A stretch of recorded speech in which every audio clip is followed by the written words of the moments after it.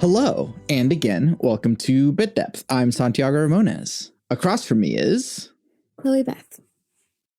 Who are you? What do you do? I am a musician. I'm a musician. I write songs. I play songs. Yeah. I do it again.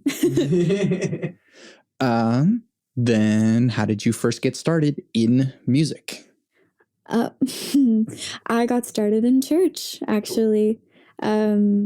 I started singing in church when I was 11.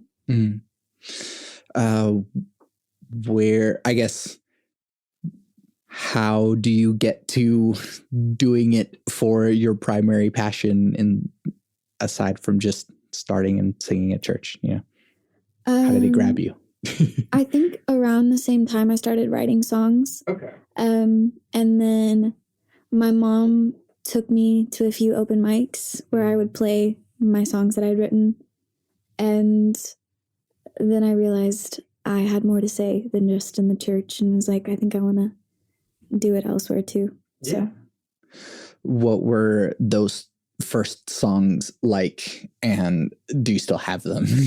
I don't still have them, but I remember that they were either like super emo. I was a very sad kid, just writing about how I was sad.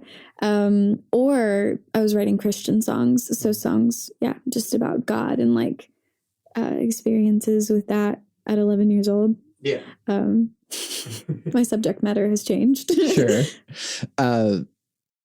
Tell me about your early life. You just told me that you were from Enid, and what are like even open mics like, and what was it like growing up? Yeah. So the first open mic I ever went to was actually after church. It was on a Sunday afternoon at the Pressure Cooker Lounge in Enid.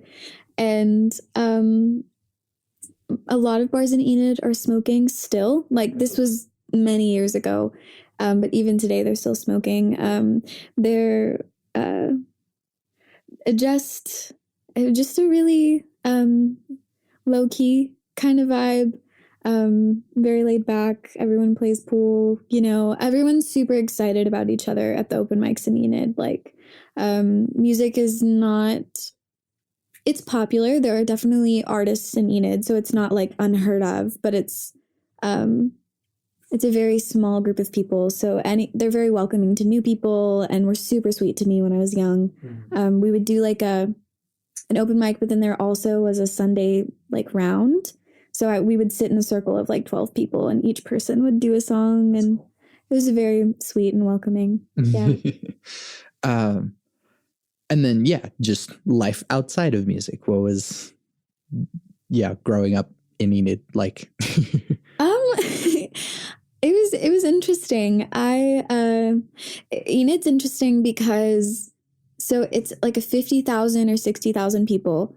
And the main reason why Enid's even a town is because of the Air Force Base. So I think that's why it stays the way that it is. And it's like, it's not a city, but it's also a city. It's like a really big town, I feel like. So it felt small, and it felt also really big at the same time, because we were the biggest city for like 2 hours anywhere. Wichita's 2 hours, OKC's 2 hours, Tulsa's, So that was interesting.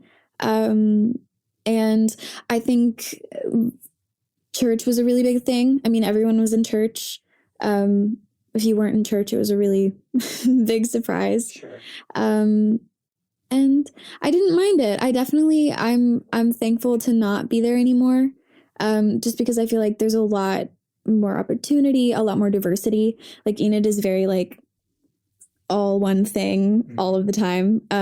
So I don't feel like I stand out as much in OKC. I felt like in Enid, I stood out like a sore thumb, kind of, which might have been my own, just me making it up. But I don't know if that answers your question or not. What brought you to OKC? College. I went to ACM. I did too. So what spurred the decision to go to college for music? Well, my mom and dad didn't go to college. I think my dad went to like a few classes and then dropped out. And my mom's a cosmetologist, so she does hair. And no one in my family has gone to college. And so they raised me to be like, you are going to be the first person to get a degree. And so I always had that in my mind. But then when it got to the point where I was like having to make that decision, I wasn't interested in anything except for music. And so, and honestly, I am not, musically intelligent enough to get a performance degree, or to like go to any college that actually had a music program. I definitely was like very like songwritery kind of thing, not very technical. So ACM was kind of great because I ended up studying audio production and commercial music, so music business. Yeah. And those worked really well for me. And so yeah, it's kind of what led me there. Yeah.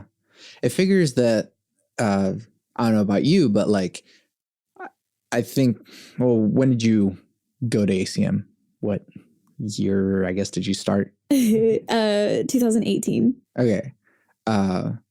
Because they like added the like songwriting major after I had left. I was like, dang me it. too. Well, they didn't add it after I'd left, but I think they added it the year, like the last year I was there. Yeah. So I was like already almost done, and I was, I can't do that. But I think it's really cool that people get to do it now. Yes. Yeah. Did you enjoy ACM? Did you get out of it what you expected?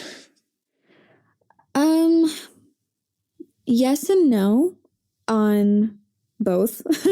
I enjoyed it for some things. Like the people are amazing, very encouraging. Like all you have to do is just be willing to learn and like be willing to ask for help. And I feel like people are very kind, the professors, the other students, and it's such a great place to like, if you can do a lot of recording there, and like it's awesome.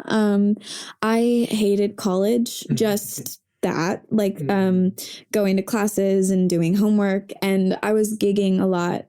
I mean, I was gigging entirely through all of school, so I was overwhelmed a lot. Sure. And I was very relieved to be done, which I think is pretty typical. I think, I don't know what I expected going in, but I feel like I learned a lot. I was actually surprised my senior year.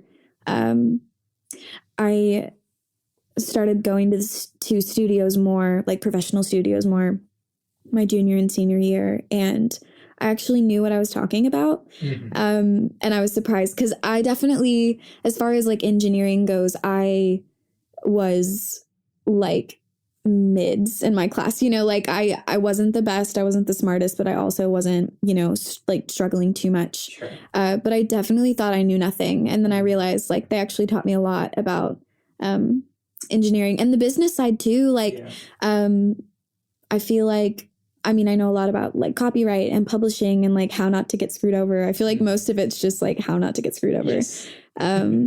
So yeah, I had no idea what to expect, honestly. Whenever I was 18, I had no idea the breadth of the music industry and the music world. But I feel like I feel good about it for the most part. Yeah. But at the same time, you were also doing the thing. You were gigging all through school, but I mean, that's the thing. You're doing it. So, well, actually, first of all, just a little side question. Who's your PRO? ASCAP. Yeah.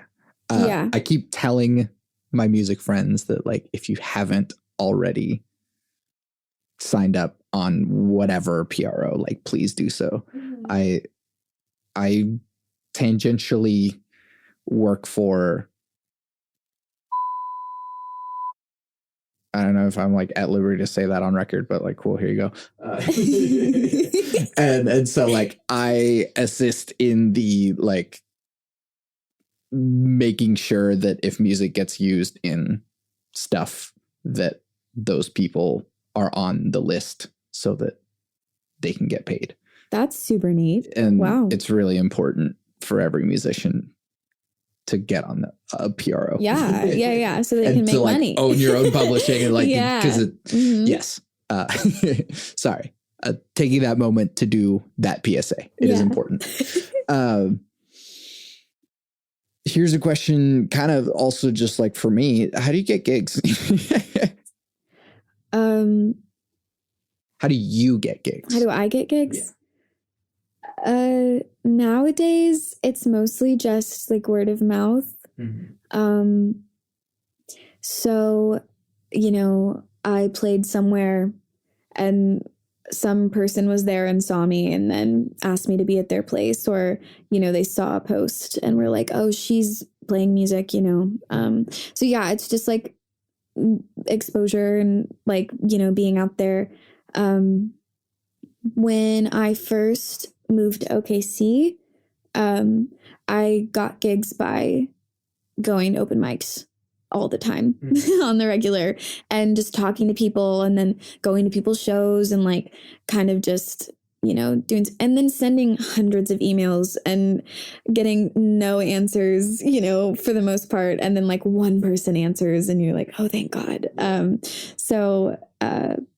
Yeah, it's just kind of, I don't know. It's just kind of like grinding a little bit, putting yourself out there. Yeah. What would you say is, and this is the uncomfortable thing, I guess, about being an artist and being a performer, is like, what is the thing that like, what's your shtick? Like when I'm asking for gigs? Well, just like as an artist. Who is this artist and why should we book you or whatever, you know? I don't think I've nailed that down yet. I mean, I think I say that I'm pretty honest, like that my music is pretty honest, but also like very strong. But yeah, I'm not sure. I think I'm still working on that. I'm figuring out exactly what that is. It changes so much too. I think the only thing that really like maintains is the honest vulnerability and the strength that I put behind it. But also I feel like as I get older, I'm kind of honing in on it a little bit more. And, but yeah, I'm not sure. I'll figure it out. Right.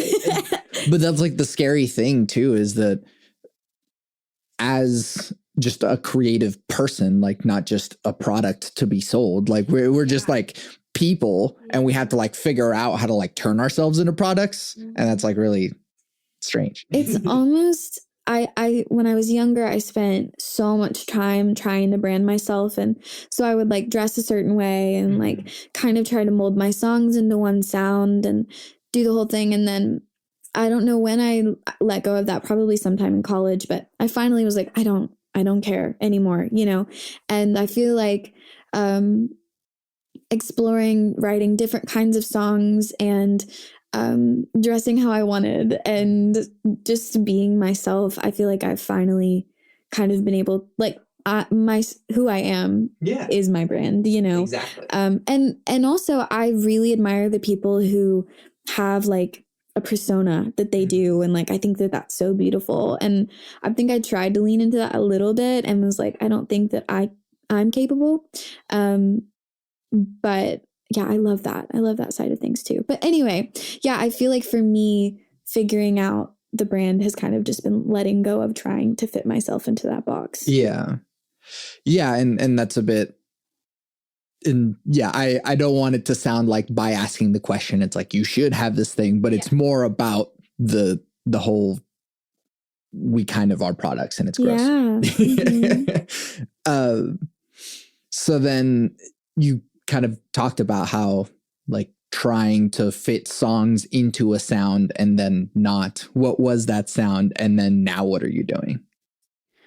When I was younger, I don't know, it was kind of more country. And I really tried to still, I wanted my content to seem my age. So I censored myself a lot and tried to be kind of innocent. Because when I started like going out and singing, you know, I was 14 years old. And so people didn't want to hear like gritty stuff from a 14-year-old girl, because that's kind of upset, you know, like it's a little much. And so I think that, and then I had a really like clean tone and I sang really high most of the time, but wasn't really using like strength behind my voice. I wrote a lot of stuff with like mostly major chords and very like swingy and kind of like very country, but like a little poppy and that kind of thing, folky. And yeah, I think that was the thing I was trying to fit into. Yeah. Now what's coming out of you? I feel like my stuff is a lot more straight up. And I'm not worried about what I'm going to say and how people are going to feel about it anymore. Because it's not my problem, you know, like if someone has an issue, they just don't have to listen, or, you know, that kind of thing.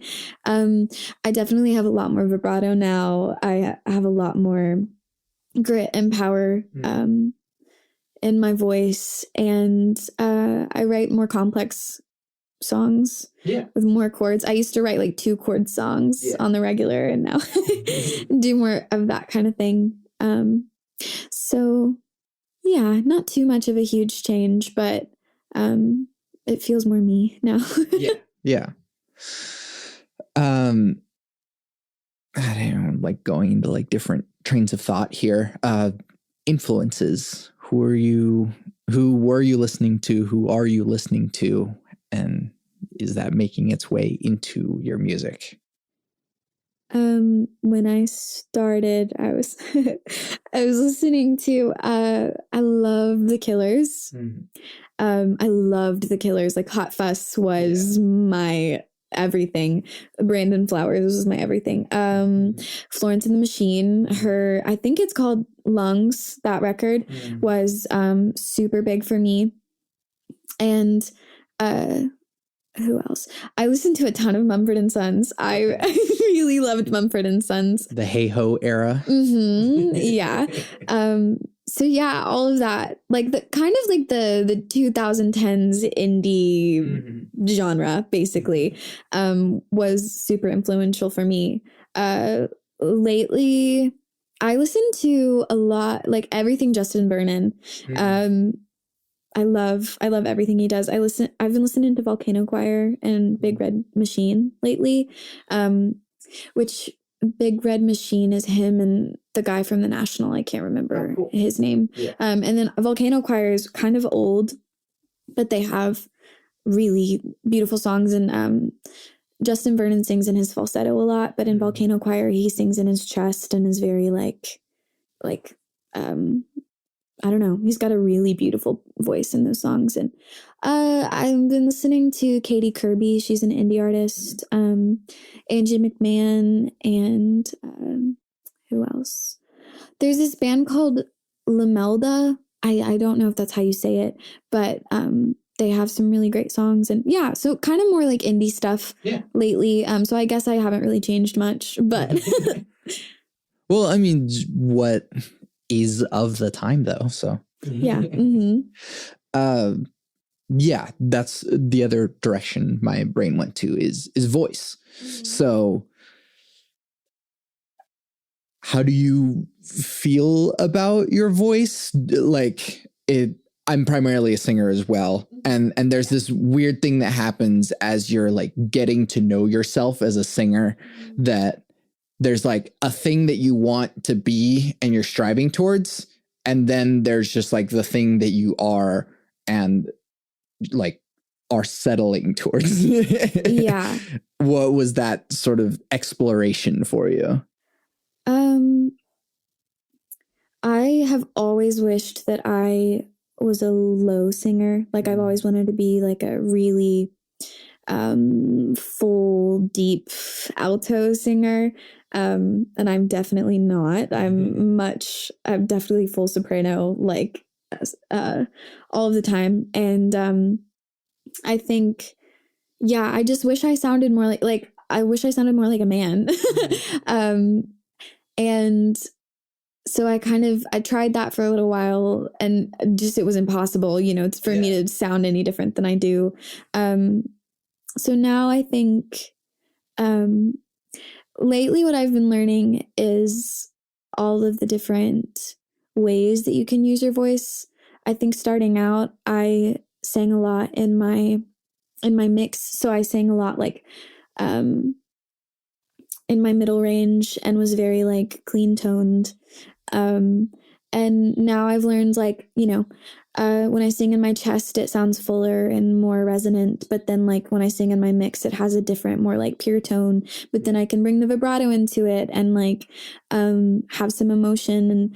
And so yeah, I think I'm learning that it's okay to have all of the different facets and explore them and use them for different emotions or in different songs, or I don't have to be so much one thing anymore. Just to like say this out loud, there's this like perception that like singers don't know anything, or like vocalists are like don't know anything. But like I know the language that you're speaking right now, but like I know that there's tons of people that are like, I don't know what like chest mix voice register all of that means. And it's like there is a whole craft that we are thinking about all the time, and even though it seems like we're just like screaming at you, that like there's a lot going on here. I feel like it's like a science or something. I recently I took a few vocal lessons, and like I kind of would watch YouTube videos and do the thing, but I feel like I've been learning a lot about just the different like there's so many things about voice, and it's so complex and it's so subtle, and it's like I feel like it's almost like working out a little bit, like when you're first starting, you're like, I don't have a body, what's my body? And then like you start to learn, like when you're squatting, you need to like, engage your glutes and like not have your knees over your toes or whatever, that kind of thing. And then like with voice, it's the same thing. When you start, you're like, what? And then you start to feel all those nuances and notice when you're breathing correctly and like all of those things. It's so interesting.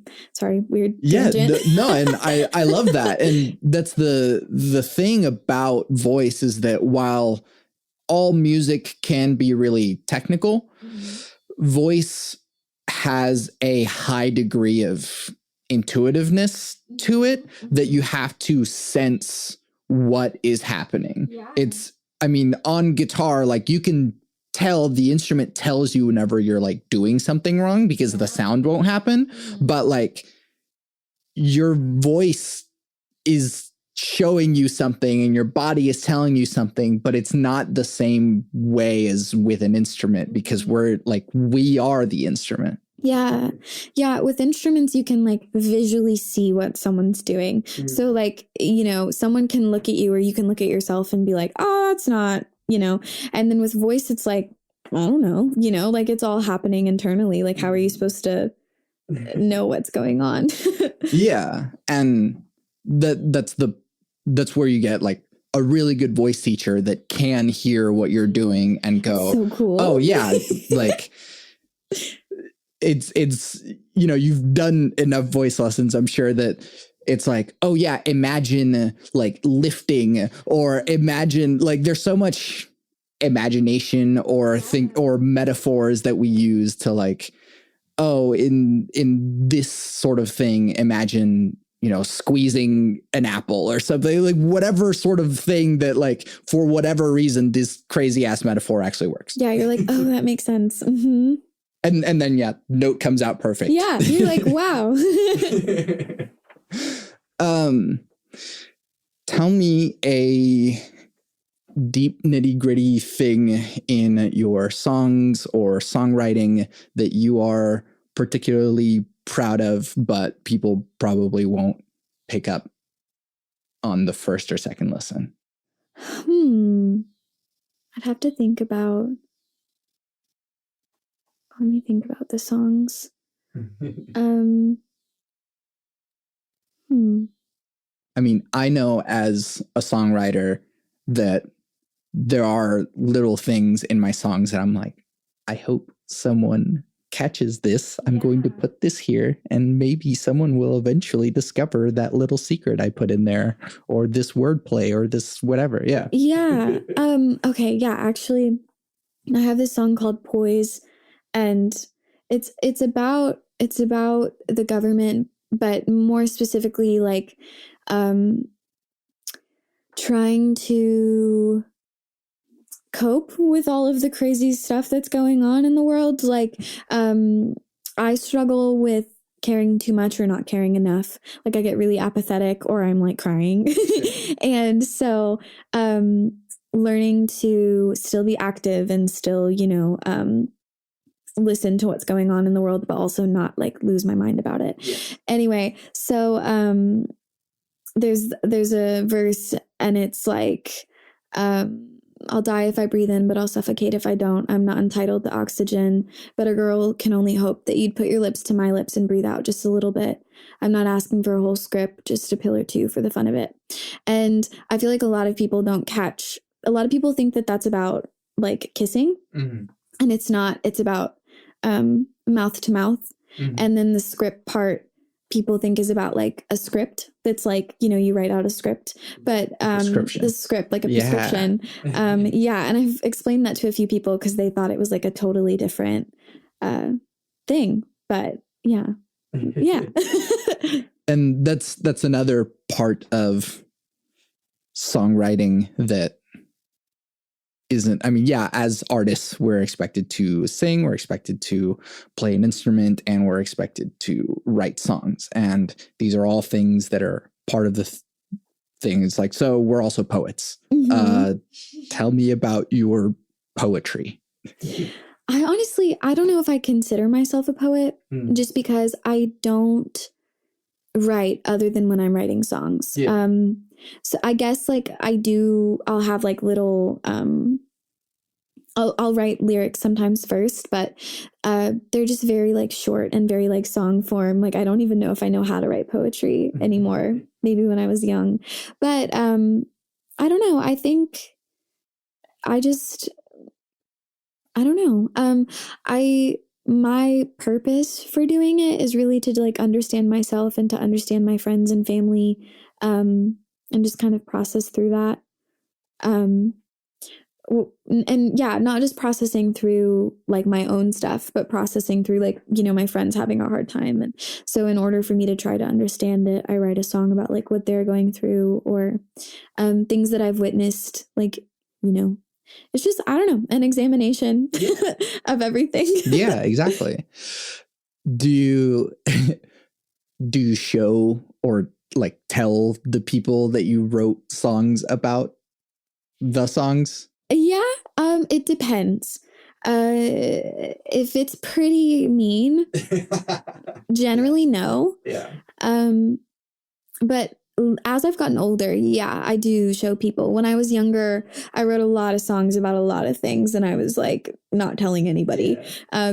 But yeah, now that I'm older, I definitely share things with people, especially because now I have so many musician friends. And so, they're at my shows and they're hearing my songs and stuff, and it feels a little like a lie if I'm singing a song I wrote about someone, yes, and they're hearing it and not aware that it's about them. I feel like that's too much for me to handle.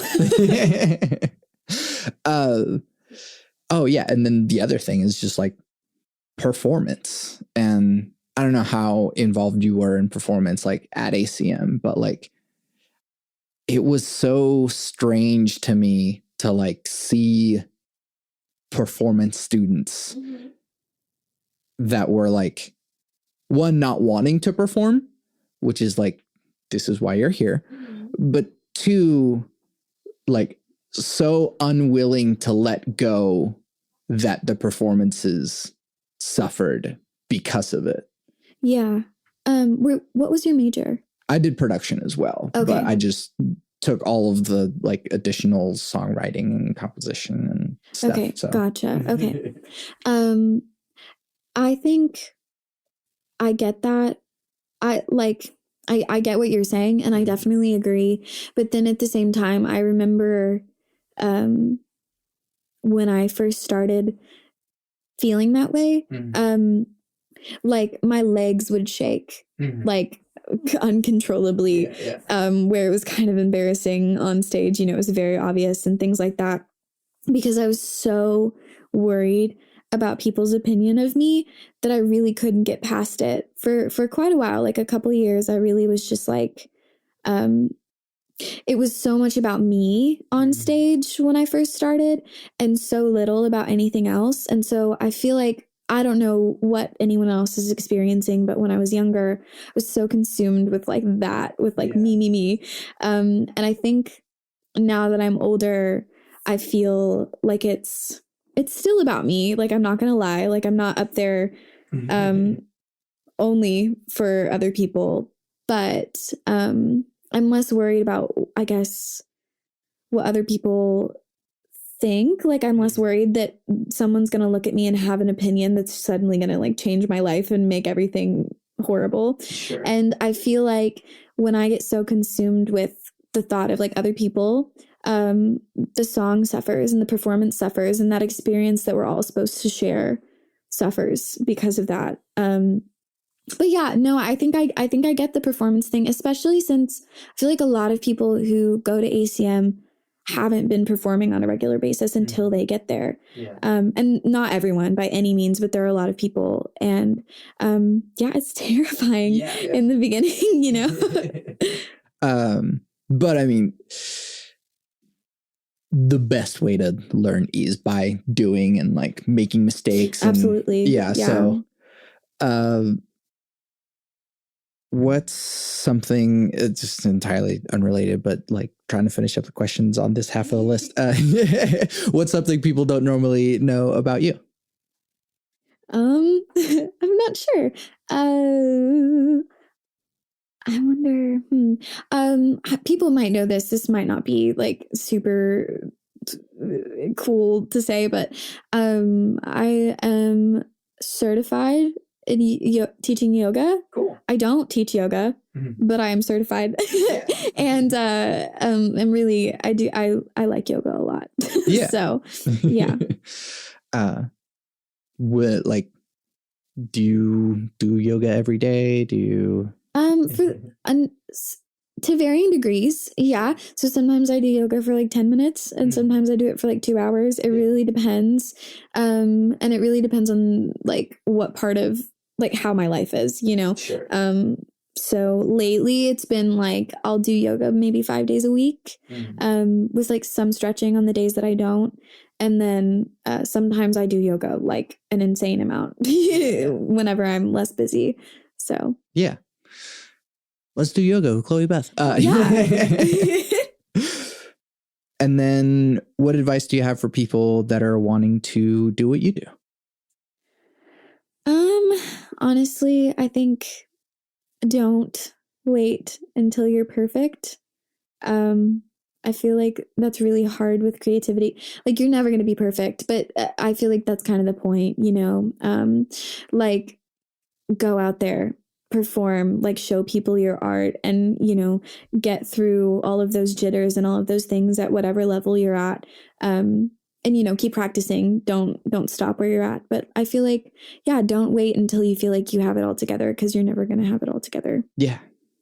And make your mistakes early on and make them big so that you can just learn to make mistakes and be okay with it, because that is super hard. Switching gears and actually just like for the sake of, it's like getting dark. Should I like turn the light on or should I just keep the vibe like this? I'm fine with this. I'm also good with lights, whatever. Yeah. Well, we're also going to get a bit deep here. So cool. Perfect. What is the role of spirituality or religion in your life?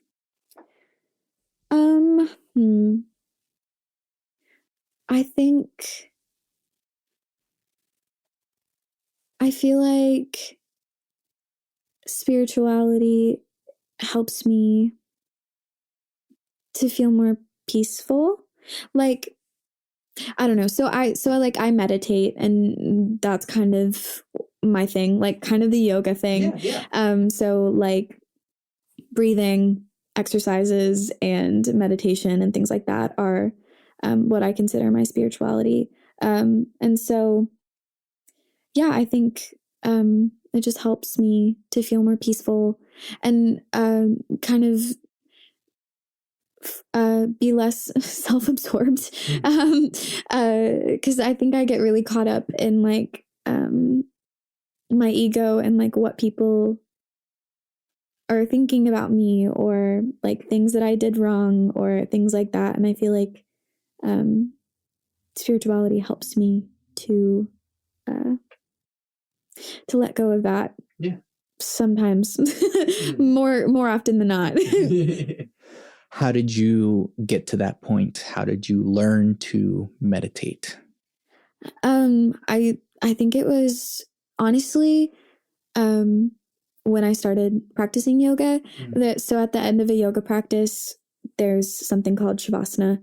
And so you just lay there for like anywhere from 5 to 15 minutes after you've just like worked out a bunch and done the whole thing. And I remember the first several months of me practicing yoga like every day in a studio. I hated it. Like it was always my least favorite part. And then I started researching it because I feel like a lot of people, or at least me, I thought that meditation, you were just supposed to learn how to like turn your thoughts off. And that's so challenging. Not impossible, but really far out of reach for me personally. And then I finally learned to kind of let go of all of those restrictions that I was kind of putting on myself within meditation, which is kind of exactly not the point. But yeah, so I think it was just yoga and the shavasana, and then I took it to other places. But yeah. May I ask about church and that part of your life? Sure. So where do I start? My mom was a worship leader and a youth leader in church when I was really little. So like, I was born in Coral Springs, Florida, and my dad was like the sound man and also the youth leader. And so we were in church like 5 days a week at a Pentecostal church, which is like speaking in tongues and like fire and like dancing and painting and like very ecstatic and beautiful in a lot of ways. Not my vibe anymore, but like I have some really wonderful memories of like I so much freedom that they allow, that I think a lot of constriction too, stuff that I definitely don't agree with. But I think as far as like the music, it was like we had a band and then like people were dancing like crazy and like kind of losing it a little bit. And I thought that was really beautiful. Anyway, so we moved to Oklahoma and my parents stopped going to church. And I didn't go to church until I was probably 11, but I started going on my own to youth group. And I know I must have been 10. This is so young. But I started going on my own with my friends and started leading worship at 11. And then was really devoted and really into it. Like I kind of started doing on my own the whole like multiple days a week. I was part of a leadership group, and then I started leading worship on Sunday mornings and Sunday afternoons and Wednesday night, the whole thing. And like, I think I read the Bible through like 2 or 3 times and, prayed every day and did the whole thing. And then around 16 or so, I I kind of realized that religion for me was actually making me hate a lot of the things about myself that were just natural and normal, you know, because there's so much, so many rules and like regulations, at least in the church that I was in, where it was like at one point I remember I got in trouble for wearing a 2-piece bathing suit, you know, and they were like, you have to wear 1 piece. Or I got in trouble for going to see a rated R movie and was banned from church for 2 weeks when my mom told me I could go, you know, like that kind of stuff that was like very restrictive. And so I started to realize that, you know, I actually liked myself better when I wasn't holding myself accountable to all of these things that I didn't naturally agree with. And I was a nicer person when I wasn't hating myself because I felt like I wasn't good enough to exist. I think what really did it for me was, first of all, like gay people.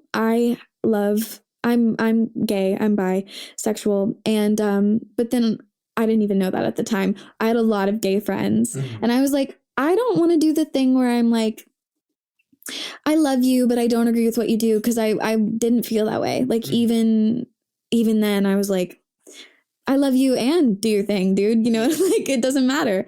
And then also, I think that I just didn't agree with the concept of that.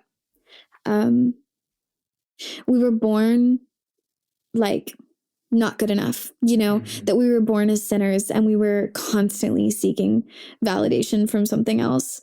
And I don't think that, you know, we're perfect or anything like that, but I don't think that the basis of like hating yourself is really a vibe. That was such a young way to say that, but I was like, I don't like this. Like, and I was constantly just like begging for affirmation from people outside of myself and, you know, a God outside of myself. And so I started to let it go. I continued to lead worship until I think I was like 19. I started leading worship at like a Baptist church and a Methodist church, and I was doing the whole thing. But then I think I finally stopped when I was like 19 and read this book called The Four Agreements, which is like, do you know? I know about it, but explain. I can't remember what like where it originates from. I think it's like a Native American practice or religion or something like that. It's been years since I've read it, but it just kind of explained I don't know. It explained concepts to me that I had never heard of because I was so like Christian for, you know, 18 years of my life. And I think what stuck out to me about that book was the part that we're not horrible, like just as we are, you know. And I'm a firm believer in improvement. Like I don't think that I should just sit around and like continue to be how I am all of the time. Like I want to be better and healthier. But I think that was the main thing that stuck out to me, is like just that we're okay, you know, like everything's all right. And then from then I read a lot of books and started doing yoga as a way to be in shape and calm myself down. And then really figured out that I loved the concepts behind yoga as well, and all of that. And now I'm here. It's a very long explanation. No, that's exactly what I want out of the question. Okay, good. But thank you for sharing that. Yeah. What is your definition of God? I think it really is just everything. I feel like God just is. I don't think it's like a man or a woman. I think that it's just like energy. And yeah, I feel like God's in everyone. God's in everything. We're all connected that way. So, yeah. we are God. Yeah, I'm God. Yeah. Please take that out of context.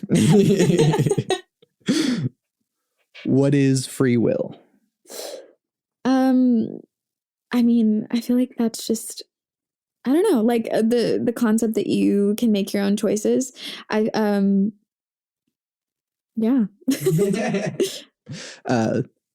That can always either turn into a really complicated question or not. And I always like seeing where that goes. Yeah.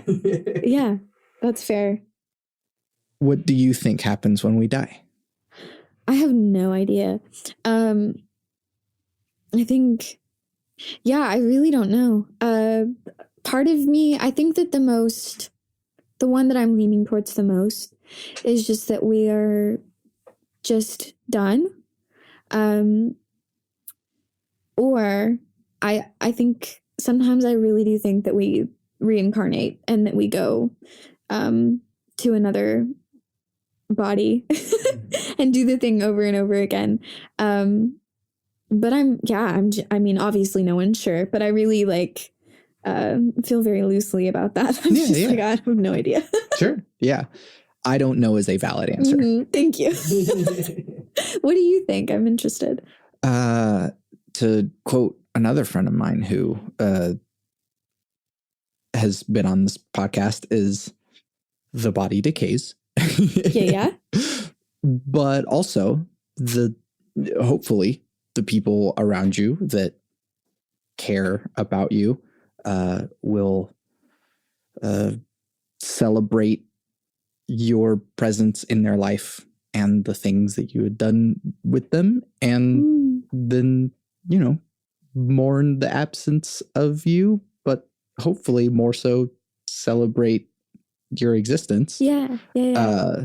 And you continue to exist in all of the ways in which you actually still do exist.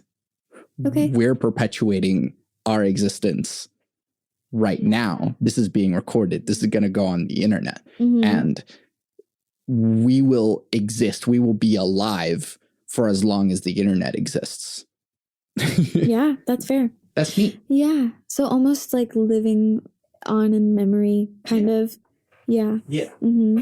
And then like the whole second death happens whenever all traces of you are then gone. Yeah. But who knows when that will be? Yeah. And who cares? Yeah, at that point, it's just, yeah interesting. How do you determine what good behavior is? I think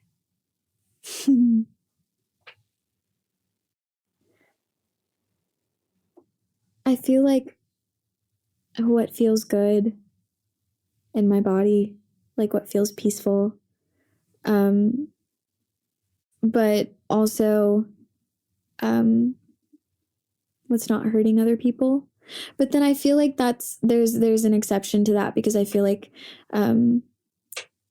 it's also like what's not hurting me, you know, because sometimes you're in a situation where it's like you or the other person, and it's not that black and white ever, but sometimes you have to, you know, do what's good for you and not good for the other person, kind of thing. But I feel like, it's just a feeling of like, what feels good in your body and in your gut, you know?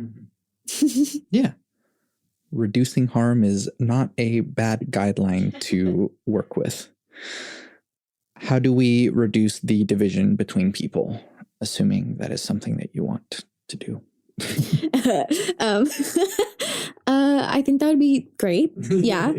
I think that we all, including myself, need to stop taking things so personally.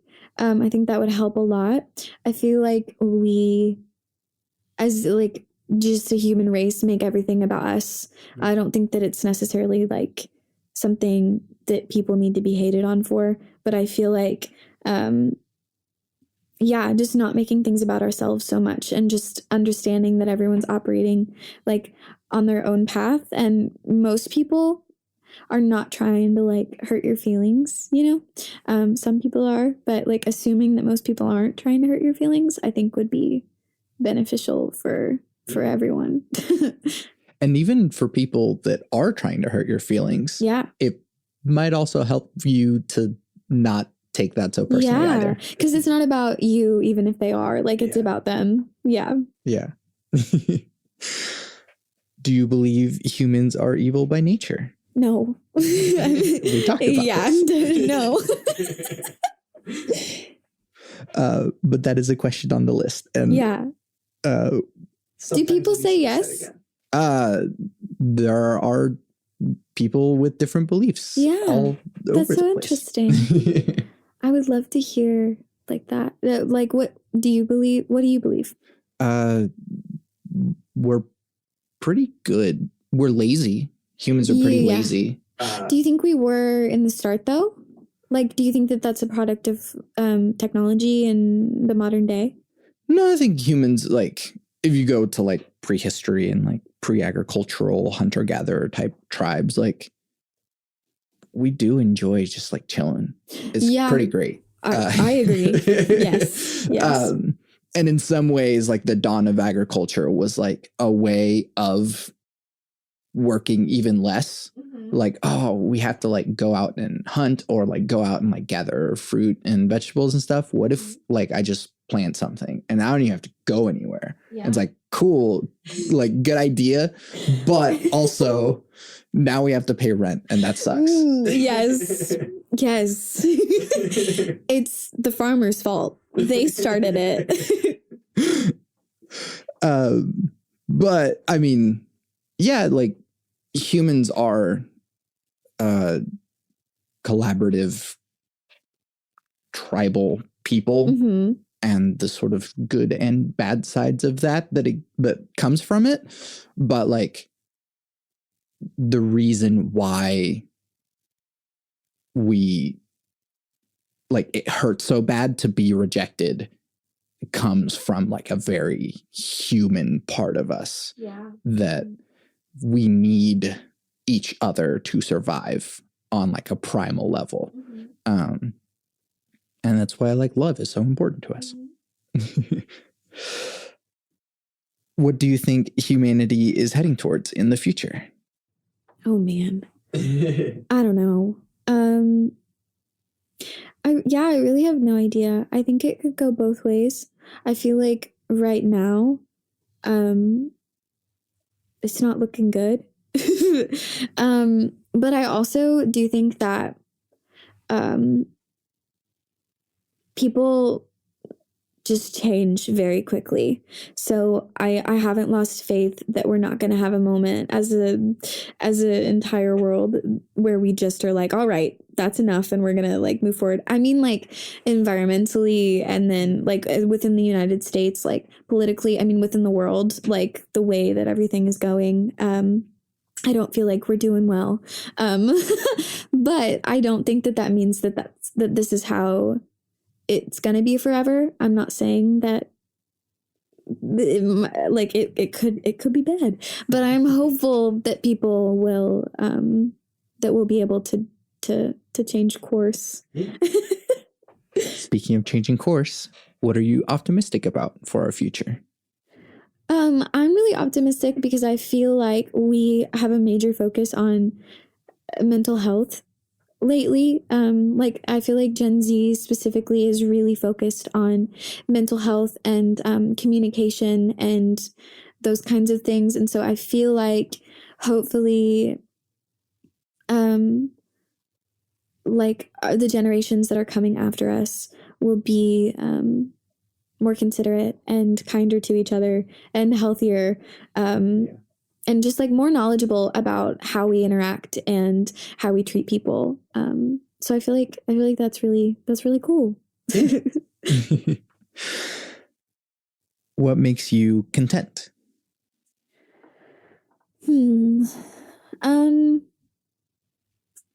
I think the mornings, like morning time, when you're just like drinking coffee and like just with a person you love. I think also people that I love, just being with them in silence and talking to. But like Yeah. Yeah. Beautiful. What about you? Yeah. Humans as well. Yeah. The people that we love, the details, and slowing down enough to notice them. The small rituals that bring us comfort, that we don't always acknowledge them as rituals. Yeah. And yeah, peace and love is pretty great. Yeah. When will you be satisfied? I don't think I'll ever be satisfied. Yeah. I'm not sure if that's possible. I feel like there's moments of satisfaction, but I feel like they last for moments, and then it's on to the next thing. Mm-hmm. What advice do you have for people in general? I think just I feel like it's really important to be honest with yourself and other people. I feel like a lot of people are really worried about like people pleasing and like making other people happy. And I feel like it's important to listen to yourself and be honest with other people about what you're feeling and thinking when necessary. I mean, don't be mean, but like, you know, yeah. There's a quote from a Sunlux song, which is, "Are you doing love with your honesty?" I love that. Yeah, that's super cool. You just pulled that out. I right really here like in front of me. Sunlux. That was amazing. I actually have two more questions. Okay. One specifically for you. All right. Which is your favorite plant? Oh, I think I really like, oh man, that's a hard one. Probably this is kind of cheating, but like Hoyas. I really like Hoyas. Do you know, they're the ones with like the long branches that grow the leaves. Like I like Hoyas because they grow out their branches first to get a feel for the world, and then they let their leaves out. So it looks like they're dead, and then they're not, and then it looks like they're dead again, and then they're not. And yeah, that's my favorite plant. The species of Hoya. Or is it? It's not a species. I don't know. It doesn't matter. Anyway. Right. It's like a class or whatever. Yeah. We're not biologists. Yeah. We're musicians. I really like, we have a pothos that's like just getting really long. They're so tough too. Pothos just like, they thrive wherever they're at. Yeah.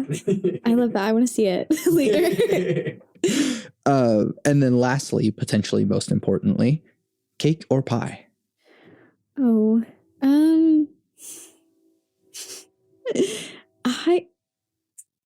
I have celiac, so I can't have either. But I think cake in my past. Yes, cake. Definitely. Yeah. There's some good gluten-free cakes. Yeah, it just keeps getting better, honestly. Like every year they're improving. That gluten-free science is making headway. My wife is also gluten-free. Oh, and so really? like I also have a lot of terrible wheat replacement things that is Oh yeah, yes. My friends are always like, when we have to go out to eat, they're always like, "Where do you want to go?" Because we can't eat, and like you can't eat anywhere. Yeah. So like we have like 3 options. Yeah. Chloe-Beth, thank you so much for doing this with me. Yeah. Oh my gosh, thank you for having me. Where can people find you and your things? My website is www.chloebethmusic.com, and then my Instagram is the same. It's at Chloe-Beth-Music. I have a Facebook, which is Chloe-Beth, and that's CHLOEBETH. And yeah, that's where you can find me. Yeah. I feel like hopefully we have transcended the need to say www. But it's kind of fun. Right. Yeah. It's like Can I say it? I don't. Sometimes yes, sometimes not. HTTPS://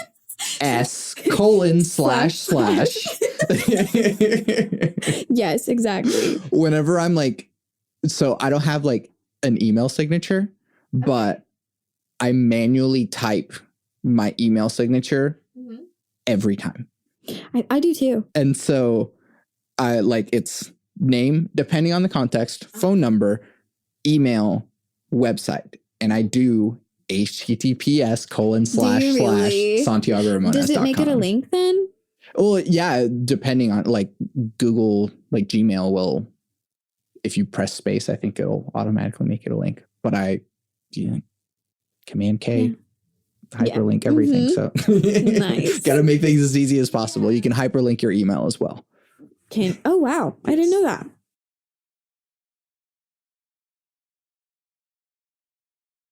Awesome. Yeah. Cool. Aside from the tangents, once again, thank you for doing this with me. Yeah. Thank you for having me. I'm Santiago Ramones. I'm Chloe-Beth. What song will go at the end of this podcast? Probably do my song Be All Right.